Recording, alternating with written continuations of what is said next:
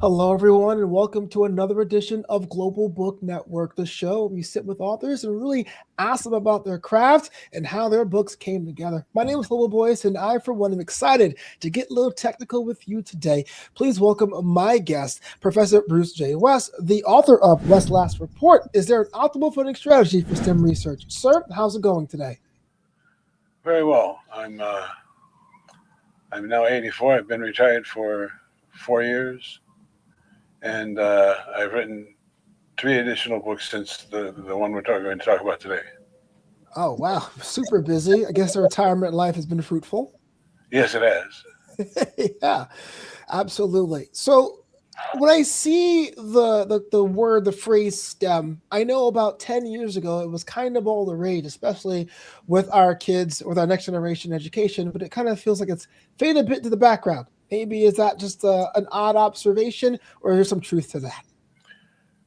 No, there's always truth to what's popular now. Like STEM is science, technology, engineering, mathematics, and if you're writing a book and those are going to be your topics, every page would be filled with that. So STEM is just a way to shorten the dialogue. Yeah. There's no real, other than the content, that those are the four major areas of scientific investigation, and they sort of intermingle with one another. When you try to draw them apart, you find it's very difficult to do that. Yeah. And that's all. Yeah. And so what motivated you to write this book today? Well, it was, I was thinking of retiring from the Air Force after 21 years. The Army. I get confused because I was in the Air Force when I was 17. Oh, okay. And then I was in the Army when I was 77. Wow. I'm 84 now. Okay. So anyway, my thought train isn't as one-dimensional as it used to be. By that I mean I'm easily distracted. Yeah, we were talking about the motivation of the book coming together. Oh yes. Well, the motivation for the book was I was thinking of retiring, and then the boss called me in one morning and said that there's a problem with the Pentagon, and that there's a number of generals that have this notion that they don't know the best way to conduct research or to pay for research to be conducted. See, there's three main ways in which research, as far as the Army is concerned, is conducted. One is single investigator award, where an individual from a university submits a proposal, and that gets discussed with the program manager, and that either gets declined or accepted. Then there's the second one, which is the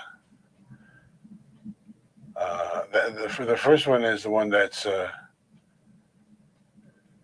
distributed. Doesn't matter where it comes from, anywhere in the United States, and some European countries can follow that routine as well.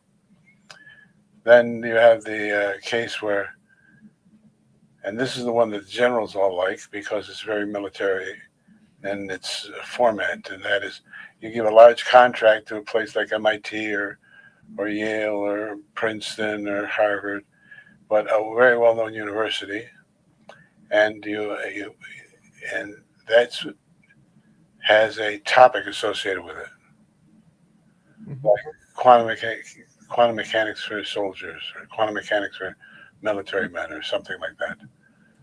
And then then they do all the bureaucratic work within the institution itself.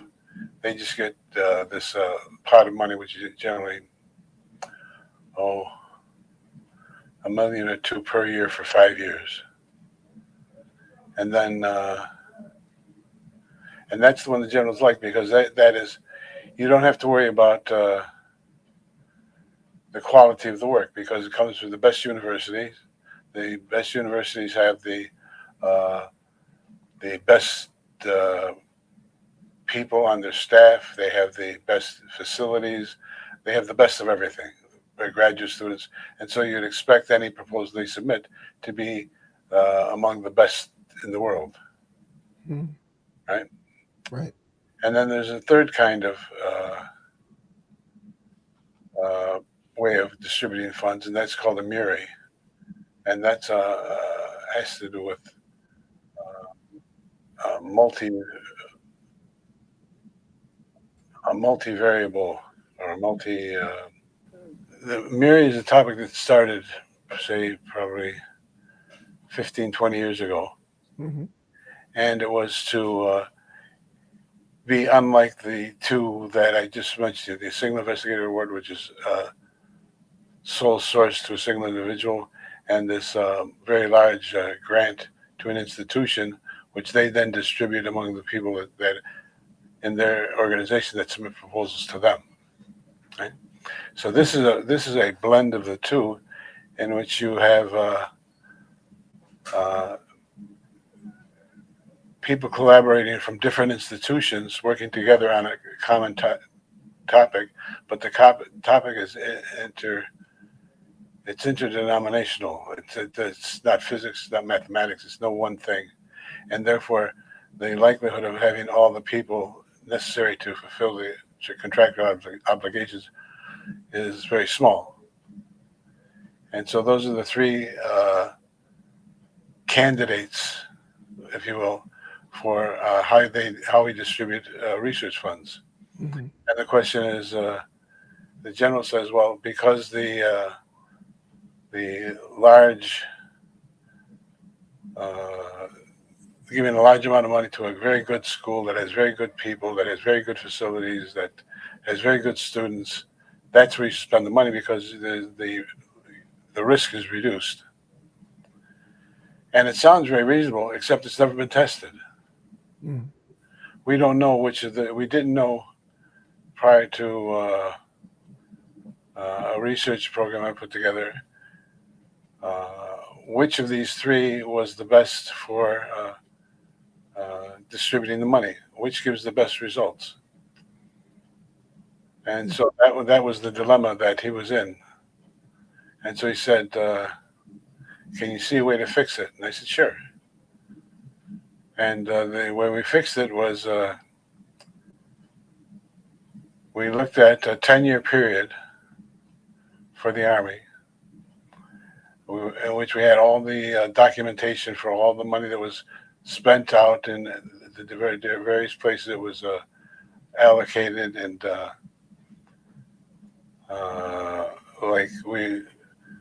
since the money to large organizations, or to a single organization in a large grant form, the one we selected for the competition was what was the name of it? It's damn, it'll come to me. Yeah. But it had to do with the war fighters, as you would expect, and their communications, how they communicate with one another, and how you get the most effective communication. Yeah.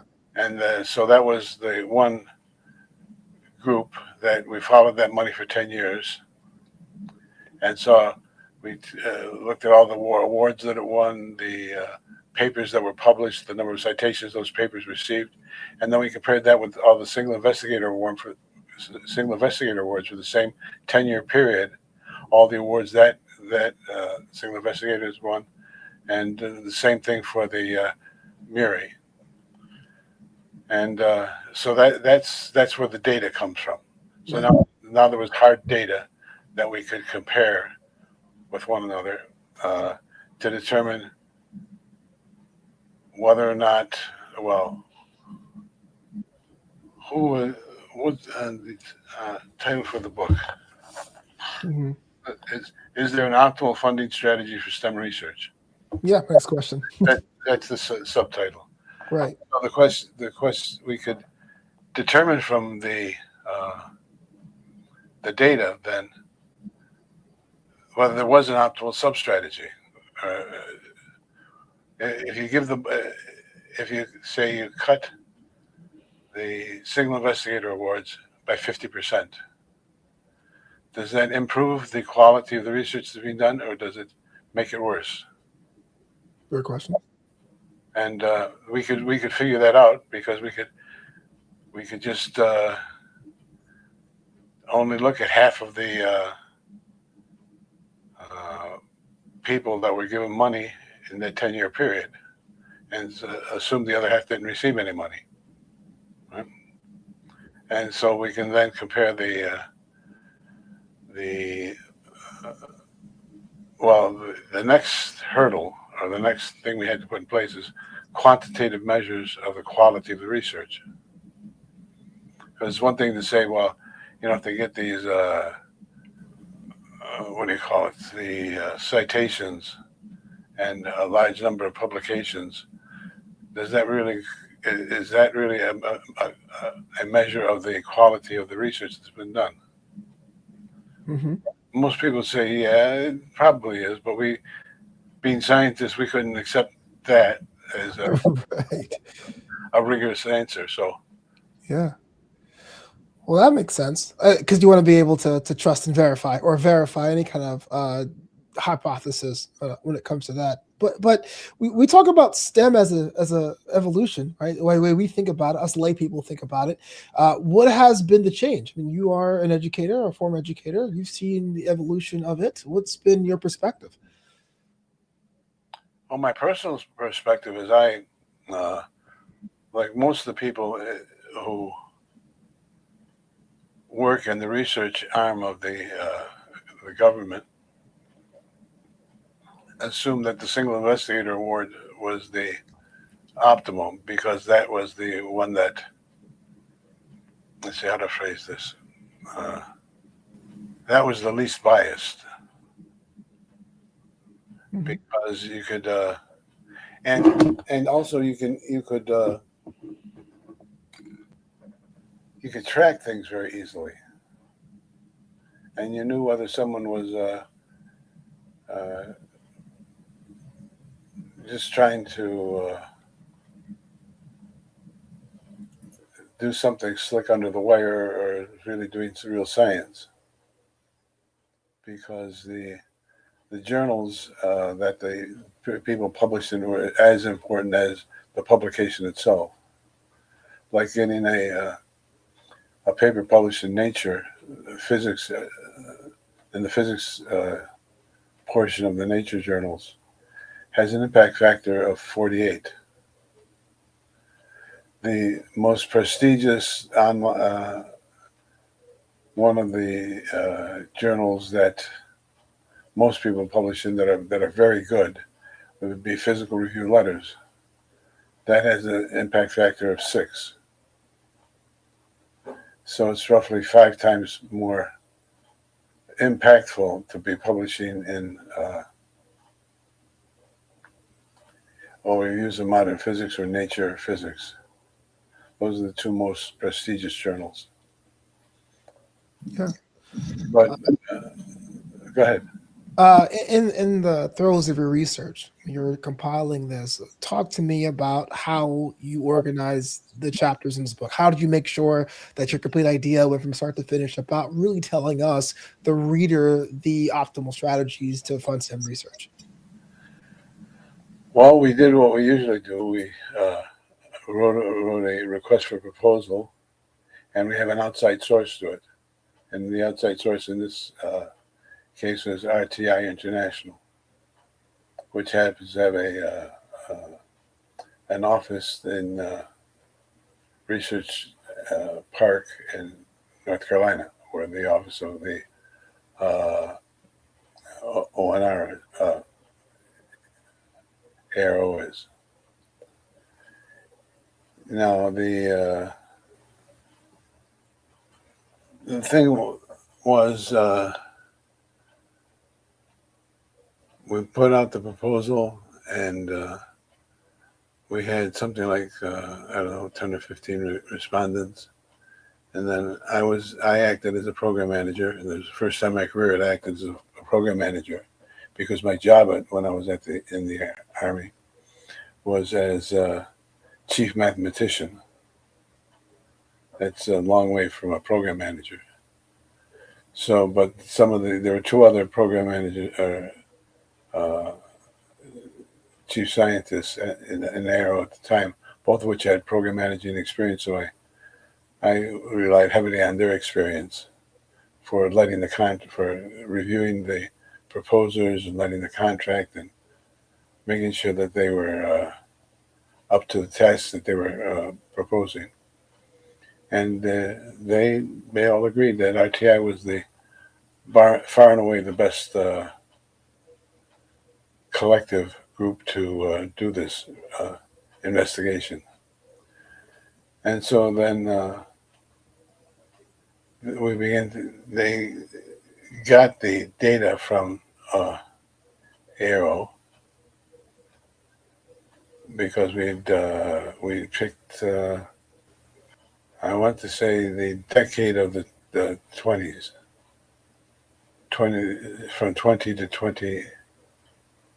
No, had to be the one before that, so it had to be from 01 to 19, or 10 to 19, yeah, the 10-year period. Yeah. And they did all the analysis of the data, RTI did, and I had weekly meetings with them to see how things were going with them, because I wanted to get it done before I left. That's why the title for the book was last report. But Yeah. I did that didn't materialize. I had to leave before my